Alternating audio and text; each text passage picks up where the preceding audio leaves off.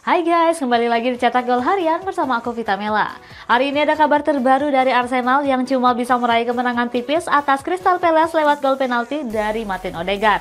Sementara Barcelona berencana untuk meniadakan sesi makan siang untuk para pemain Akademi La Masia. Simak selengkapnya di Cetak Gol Harian berikut ini.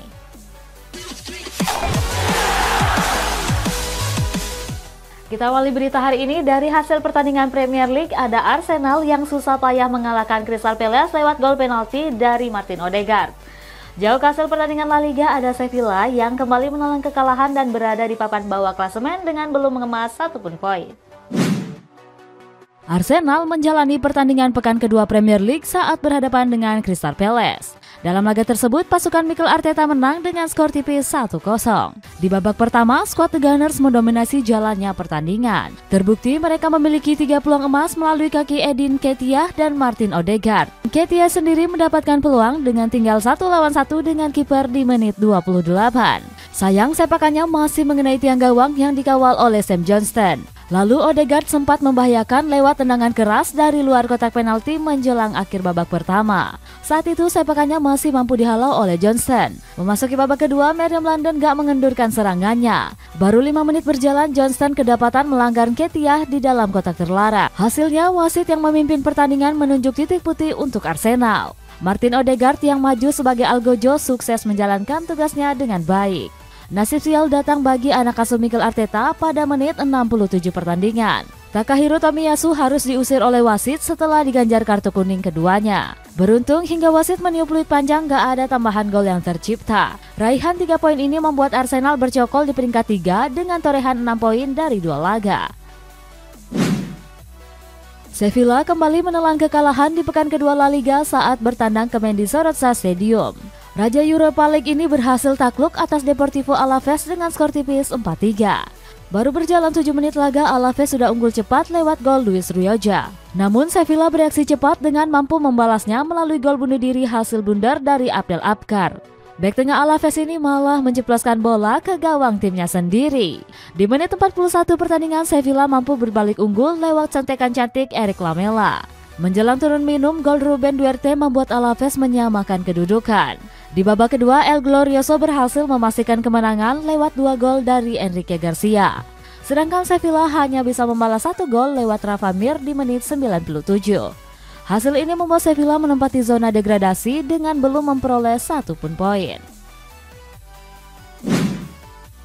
AC Milan berhasil meraih kemenangan di pekan perdana Serie A saat berhadapan dengan Bologna. Bertandang ke Stadion Renato Dell'Ara, Rossoneri menang dengan 2 gol tanpa balas. Baru berjalan 11 menit, skuad asuhan Stefano Pioli sudah unggul melalui gol Olivier Giroud. Pemain asal Prancis ini berhasil memanfaatkan umpan matang dari Tijani Reinders. Unggul 1 gol nggak membuat AC Milan mengendurkan tempo serangan. Terbukti Christian Pulisic berhasil menggandakan keunggulan lewat gol jarak jauhnya dari luar kotak penalti. Hingga turun minum, skor masih bertahan untuk keunggulan Rossoneri. Di babak kedua, Pioli mulai mengendurkan dominasinya dan memasukkan beberapa pemain untuk merotasi skuad. Mulai dari Samuel Chukwueze, Tommaso Pobega, Noah Okafor, dan Pierre Kalulu. Namun pergantian ini nggak mampu menambah kedudukan di papan skor hingga peluit panjang dibunyikan. Hasil ini membuat AC Milan bercokol di posisi keempat klasemen sementara dengan torehan 3 poin.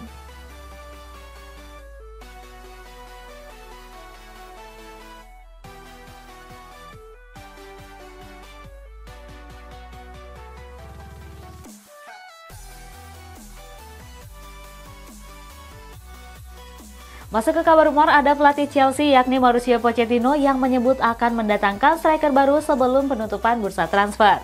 Sedangkan Arsenal tertarik mendatangkan Ansu Fati yang ingin pergi dari Barcelona. Mauricio Pochettino buka suara terkait aktivitas transfer Chelsea menjelang penutup bursa. Dia mengakui kalau The Blues berkemungkinan besar akan membeli striker baru. Pochettino menilai jika posisi tersebut sangat dibutuhkan Chelsea saat ini. Namun dia juga mengaku sulit mencari profil striker yang sesuai dengan kebutuhan The Blues. Dikutip dari Talksport, Pochettino berencana untuk membajak Folarin Balogun dari Arsenal. Mereka berusaha untuk menggait sang pemain agar mau bergabung ke Stamford Bridge. Arsenal berencana untuk mendatangkan winger muda Barcelona yaitu Ansu Fati. Manajemen The Gunners menilai Ansu Fati menjadi sosok yang ideal untuk mengisi sektor penyerangan mereka. Rencananya pihak Arsenal akan melakukan pembicaraan langsung kepada agen Fati dalam waktu dekat. Menurut artikel The Mirror, peluang The Gunners merekrut Ansu Fati cukup terbuka lebar. Sebab pemain asal Spanyol tersebut memang ingin pergi dari skuad Blaugrana. Namun Arsenal harus berusaha keras merayu Ansu Fati yang juga diminati oleh Manchester United dan PSG. Manchester United mengincar kiper Benfica yakni Odysseas Pahodimos sebagai pelapis dari Andre Onana. Sementara Kylian Mbappe meminta PSG mendatangkan Antoine Griezmann karena dianggap merasa cocok. Manchester United dikabarkan tertarik mendatangkan Odysseas Pahodimos dari Benfica. Kiper kelahiran Stuttgart ini diproyeksikan sebagai pengganti peran dari Dean Henderson. Henderson dikabarkan akan segera merapat ke Crystal Palace. Oleh sebab itu, manajemen dituntut untuk mencari pelapis yang sepadan untuk Andre Onana. Peluang The Red Devil merekrut Pahodimos semakin terbuka cukup lebar. Pasalnya, dia memang berencana ingin angkat koper dari Benfica di musim panas ini. Kylian Mbappe baru saja memutuskan untuk bertahan di Paris Saint-Germain. Oleh sebab itu, bintang skuad Le Parisien ini meminta klubnya untuk segera memboyong amunisi anyar. Salah satu permintaan Mbappe yaitu dengan mendatangkan Antoine Griezmann di musim panas ini. Ex Monaco ini merasa Griezmann akan sangat cocok bermain di PSG. Apalagi untuk mendatangkannya ke klub asal Prancis ini diprediksi nggak akan keluar mahar terlalu besar. Pasalnya Atletico Madrid cuma mematok Griezmann senilai 25 juta euro saja. Al Ahly mendapatkan angin segar dalam proses perekrutan Marco Verratti dari PSG. Jurnalis Nikos Kira menyebut jika pemain asal Italia itu telah setuju untuk bergabung ke klub Arab Saudi Al Ahly. Kabarnya Verratti baru akan merapat ke Al Ahly di musim 2024-2025 mendatang. Ex pemain Pescara itu diikat kontrak selama 2 tahun atau tepatnya sampai tahun 2026. Verratti juga akan mendapat gaji fantastis yakni sekitar 40 juta euro per tahun. Saat ini manajemen Al Malaki tinggal menyelesaikan negosiasinya dengan manajemen PSG. Al Ahly kembali mengincar pemain bintang top Eropa demi memperkuat skuad asuhan Matthias Gisli. Manajemen Al Malaki dilaporkan telah mengajukan tawaran untuk Rodrigo De Paul. Fabrizio Romano menyebut Al Ahly telah mengajukan tawaran sebesar 32 juta euro ke Atletico Madrid. Pemain asal Argentina ini dikabarkan tertarik untuk hijrah ke Arab Saudi. Namun manajemen Al Malaki dinilai bakal kesulitan mewujudkan transfer sang pemain. Sebab Diego Simeone dilaporkan enggan melepas salah satu pemain favoritnya ini. Beralih ke kabar resmi, ada Manchester United yang sepakat berpisah dengan Mason Greenwood akibat banyaknya tuntutan cabut. Bicara soal setan merah, rival mereka yakni Manchester City telah sepakat mendatangkan Jeremy Doku seharga 60 juta euro. Manchester United telah merilis keputusan resmi terkait masa depan Mason Greenwood.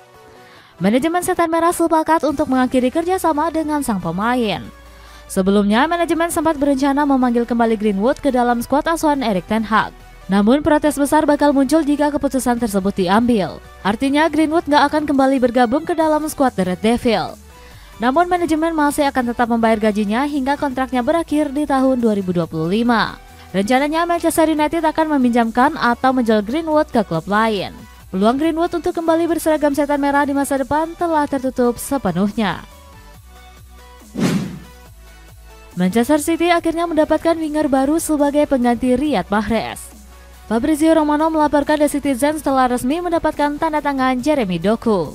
Winger asal Belgia ini diboyong dari Rangers dengan biaya transfer 60 juta euro. Pep Guardiola menilai Doku sebagai winger yang paling tepat mengisi sayap kanan The Citizens. Dia tercatat telah melesakan 1 gol di pembuka laga Liga 1 menghadapi Metz. Di musim lalu, Doku juga tampil lumayan apik dengan torehan 7 gol dari 35 penampilan.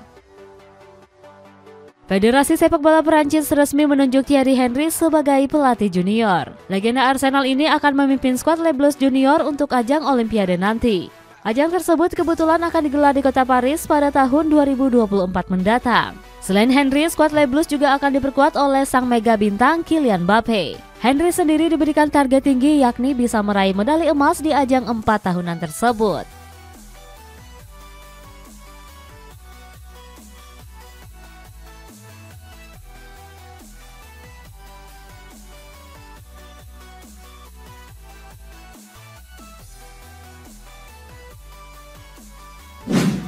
Barcelona meniadakan sesi makan siang di Akademi La Masia untuk menekan biaya pengeluaran yang besar. Di kabar penutup ada Jota yang dipastikan akan hengkang dari Al Ittihad walaupun baru bergabung selama 1 bulan. Barcelona dikabarkan bakal meniadakan sesi makan siang untuk para pemain Akademi La Masia. Hal itu disebabkan karena situasi ekonomi mereka saat ini masih belum bisa stabil. Bahkan manajemen Blaugrana telah mengakhiri kerjasama dengan salah satu perusahaan nutrisi. Pengeluaran ini dianggap terlampau besar dan bakal menyulitkan keuangan klub. Keputusan tersebut terpaksa diambil akibat dari kebijakan klub yang ingin mengurangi besarnya biaya. Sebelumnya, manajemen sendiri sudah menghapus kebijakan layanan taksi. Al Ittihad baru saja mendatangkan Jota dari Glasgow Celtic dengan biaya transfer 29 juta euro. Pemain asal Portugal itu diikat kontrak selama 3 tahun yakni hingga 2026. Belum genap 2 bulan bergabung, Jota dilaporkan akan cabut dari Al Ittihad. Kabar tersebut dibenarkan oleh salah satu jurnalis kenamaan Arab Saudi bernama Muhammad Bukairi.